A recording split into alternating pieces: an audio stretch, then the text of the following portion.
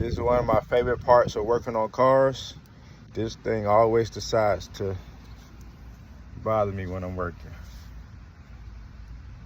She always, every time, she decides to walk on me, to lay on top of me while I'm working on the car.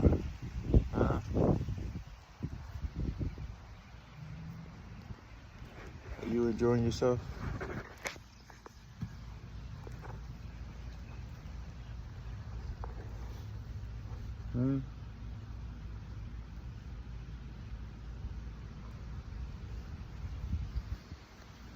Why she do this? This what delays my my results, my productivity. I'm trying to show her some love. But I love her. She's a good girl.